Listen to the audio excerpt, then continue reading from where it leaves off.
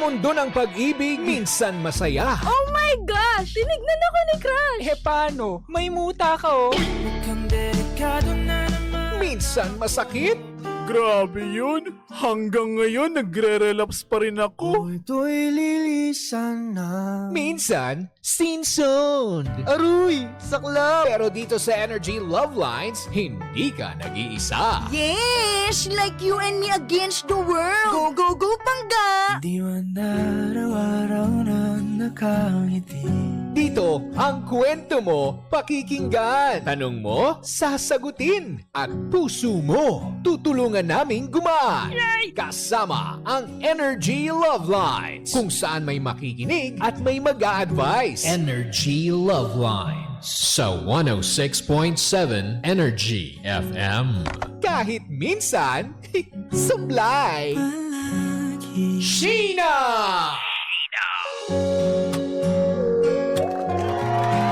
Hello! Good afternoon, Pangga. Oras natin 1:28. And hello sa mga Pangga po natin na simpleng sumisingit sa kaopisina. Looking lang, no? Looking ng makukuhang merienda. Madalas ganyan, Pangga, yung nakaabang ka na, no? Uy, wala ka bang ano dyan? Wala ka bang palaps? Palafang, ganyan.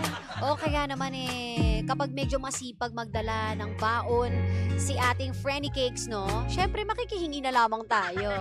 Very good. Ikaw wala kang bigay. Ano ba dapat ano yan? Palitan, di ba? Exchange gift, kumbaga. Ganon. Para naman hindi magsawang magbaon din ang ating ka-office mates. Yan yung mga tip number 1. Tip number 1, bukas abangan ng tip number 2.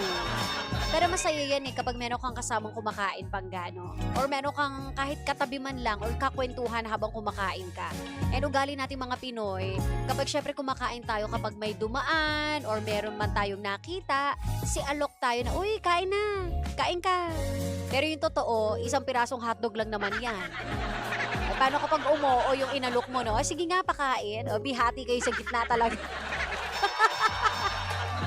Diba? Pero sabi nga, it's the thought that counts. Yan. Pero ngayong araw na ito, ano nga ba ang magka-count? Malalaman natin yan sa ating linyahan today. Ano nga ba ito? Linya naman ito ng mga mahilig sumakal. Ay nako, bakit kayo ganyan? Ang sabi ng linyahan, kahit ubusin mo ang sarili sa pagmamahal, wala pa rin kasiguraduhan na ikaw ang pipiliin sa huli. Paano kung hindi ka lang pala pinili dahil nasasakal siya sa sobrang pagmamahal mo? Over naman sa ask, why naman ganon?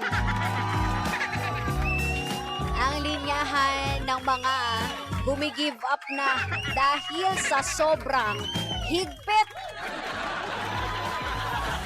Bakit naman kasi? Yung iba nga sabi na matatanda, no? Kulang na lang talaga talian mo yan. Makayapos naman sa'yo, kala mo may aagaw. Yan. Minsan hindi natin napipigilan sa sobrang pagmamahal. Ginagawa na po nating alaga. Parang pet na, no? Yung ating mga karelasyon, kulang na lang ilagay mo sa loob ng cage. Kung meron ka lang 3 wish, siguro yun yung una mong wish. Pangalawa, gawin siyang keychain. Pangatlo, gawing figurine. Para hindi na gumagalaw. Hindi naman po pwedeng ganon. Kung ganon rin lang, sana nagjowa ka na lang ng stuffed toy. O kaya ng puppet. Para at least nakokontrol mo, no? Kapag ganyan, Pangga, hello, wala nang individuality, wala nang life yan. Anong gusto mo, tagasunod na lamang. Pero sabi nga, yung iba kasi pinipilit or pinapanindigan nila na hindi, mahal lang kita, kaya ganito ako. Alam ko kasi yung mga pwedeng mangyari. O kaya yung mga linyahan na been there, done that. Alam ko na yan, alam ko na yung mga galawan mo. Kaya nga nandito ako para ayusin ang lahat eh. Ay, taga-ayos yarn. Hindi naman po pwedeng ganon. Magkakaiba naman tayo unang-una ng pag-uugali. Pangalawa, magkakaiba tayo ng ending. No, ng mga pinagdadaanan sa buhay. Hindi porket pinagdaanan mo, matatawag ka ng expert dyan o professional sa ginagawa mo. Lalo na kung sa usapin ng pag-ibig, di ba? So, ang kailangan natin, hindi naman sobrang luwag. Sakto lang. Kapag naman sobrang luwag natin, ay B, o sige lang, magsama lang kayo ng kaopisina mo, go, kiss kayo. Kiss kayo! Wala namang mali siya yan, ganyan lang sila maglambingan. B, hindi talaga. O, sobrang luwag naman. O sige, magsakay ka lang ng kung sino-sinong babae dyan. Okay lang kumalong, naglalandian lang naman sila, joke-joke lang naman yan. Ay, hindi naman po pwedeng aabot sa ganon. No? Yun, nasa tamang kukote naman tayo mga pangga, ha? Hindi sobrang higpit, hindi na naman sobrang luwag. Pero never ever tayong mananakal ng isang tao, no? Malalaman mo naman yun mararamdaman mo yun kapag medyo lumalagpas ka na. Makikita mo hindi na siya glowing. I'm glowing inside because of you. Di may certain glow kasi ang mga taong in love May mga certain glow sa mata ng isang tao na alam mong inaalagaan. Tingnan mo yung mata ng katabi mo. Ayan, for the judge. For the judge na tayo. Judgmental na. Hindi ba pwedeng puyat lang siya, B?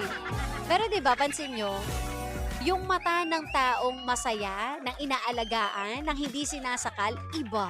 Iba yung ngiti, no? Iba rin yung galawan. Kaya kung ako sa inyo, huwag nyo masyado higpitan. Sakto lang, okay?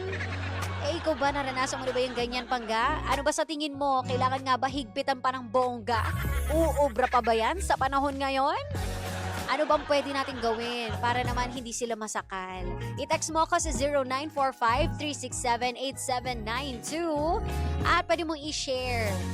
Yan ba isa na sa mga dahilan ng hiwalayan? Share mo niyan or magkomento ka sa Energy FM 1067. At mamaya magbabalik tayo, pangga. Kasama niyo na po nag-iisang pabebot na si Sheena. Dito lang yan sa number 106.7 Energy FM, pangga. Huwag mong sabihin radyo, sabihin mo Energy.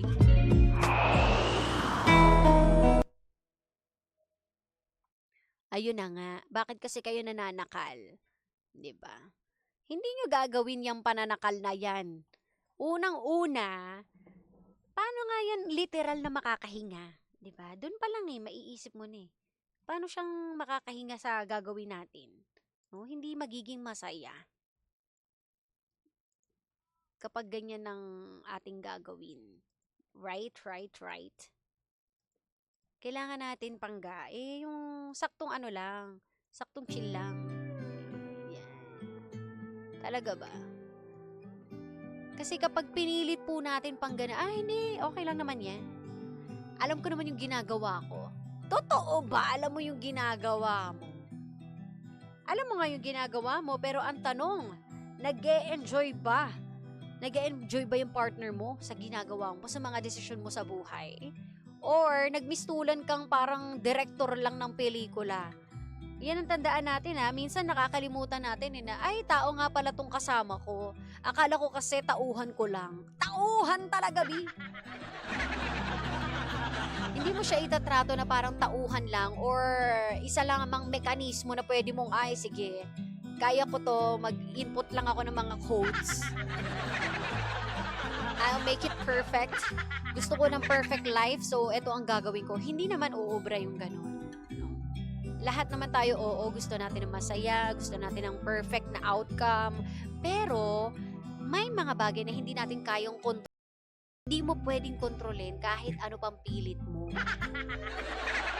Ganun tayo Madalas super frustrated tayo sa lahat Na tipong, hindi, alam ko yung ginagawa ko. Kilala kita, mas alam ko yung mangyayari sa'yo. Concern lang ako. Hindi, bitawan mo. Diba? Huwag ka alam, ikala mo lang. Kasi mas lalo mong papakialaman yung mga bagay-bagay. Mas lalo ka nagmumukhang magician. Ano, mamagikin mo lahat? Na sige, balabim balabong. Masaya na ang mundo. Di ba? Ganun, gaganon ka. Di ba? Sabi sa iyo ganon. Hindi uubra, Bir. Ikalma lang natin ang lahat para kahit papaano maganda rin yung yung samahan. Kapag kasi hindi na harmonious yung relationship, sinasabi ko sa inyo, magkakanda leche flan talaga yan. Gusto niyo ba yun? Syempre ayaw natin ng gano'n. Ano namang problema tayo sa mga buhay-buhay? Gusto po natin yung parang pang butterfly lang ang galawan ng life. no? Full of glitters, ganyan, unicorn, rainbows, ganun lamang ang buhay. Kasi unang-una, pagod na tayo sa trabaho, pagod ka na sa mga pagdedesisyon mo sa buhay o sa responsibilidad, sa mga kung ano-ano pang iniisip, tapos dadagdag pa yung buhay pag-ibig. Ano ba, dapat list na nga po natin pinoproblema yan. Kasi dapat yan yung pinaghahawakan o pinagkukunan natin ng saya, ng lakas, ganon. Eh, hindi. O, edi, paano na? Ang lungkot naman ng buhay nun. No?